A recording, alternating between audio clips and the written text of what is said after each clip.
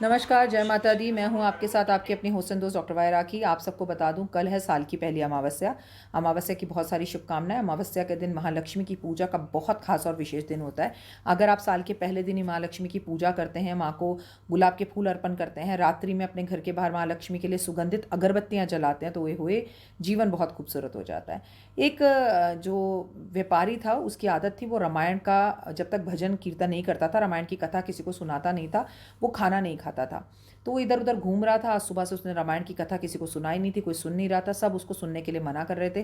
तो सामने से एक साधु आया। उसने कहा, मैं एक व्यापारी हूँ और जब तक मैं राम कथा किसी को सुनाता नहीं हूँ, जब तक मैं भोजन नहीं करता। तो साधु ने भी कहा, मेरे को भी 1 हफ्ते तक इस नगरी में रुकना है, मैं 7 दिन तक रुककर तुम्हारी कथा पूरी सुनूंगा, तो मुझे कथा सुनाओ। उसने बोला, बहुत अच्छी बात है। व्यापारी ने, उसको किसी चीज़ की कमी नहीं थी, आप मेरे घर चलिए और मैं आपको कथा सुनाऊंगा। 7 दिन तक वो कथा सुनाता रहा और संत कथा सुनता रहा।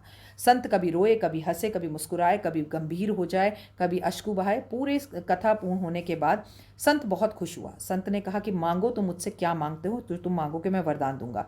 तो बोला, मुझे धन दे दो। तो उन्होंने कहा, तदास्तु, तुम्हें बहुत सारा धन मिलेगा। मैं कौन होता हूँ? देने वाले राम जी होते हैं। तू दिन दुगनी रात चौगनी तरक्की करेगा। तो बोला, और मांग, मैं बहुत प्रसन्न हूँ, जैसे तूने मुझे कथा सुनाई, आज तक मैंने ऐसी कथा कभी नहीं सुनी। तो बोला कि मेरे यहाँ पुत्र रत्न नहीं है, मेरी 6 बेटियाँ हैं, मुझे पुत्र हो जाए। तो उन्होंने बोला, तदास्तु, मैं कौन होता हूँ? देने वाला राम होता है। एक्चुअली वो जो संत थे वो स्वयं राम जी थे। और उन्होंने बोला, जा, तेरे पुत्र की प्राप्ति इसी वर्ष होगी और तेरा पुत्र तेरी तरह ज्ञानवान होगा और बहुत ज़्यादा इंटेलिजेंट होगा। वो बहुत खुश हुए। बोले कि तू फिर भी कुछ पूछ, मैं तेरे को कुछ और देना चाहता हूँ। तो बोले, बस ऐसा कर दो कि मेरे जीवन में मरते दम तक मेरे जीवन में सिर्फ राम नाम रहे और राम ही मुझे लेने आए जब मैं मरूँ। तो तुरंत संत ने कहा, ऐसा कभी नहीं हो सकता, आई एम सॉरी, ये तो मैं नहीं दे सकता।